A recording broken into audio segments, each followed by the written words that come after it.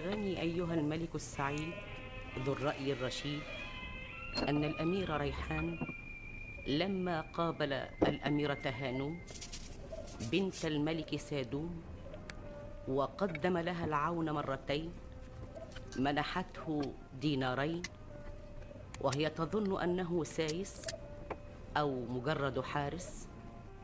ومنذ هذا اليوم طار من عينه النوم، فقد تعلق بها وأحس بدبيب حبها، ولم يدر أنها مالت إليه من ساعة وقعت عيناها عليه. كل هذا يا مولاي السلطان مما يحكيه الأمير ريحان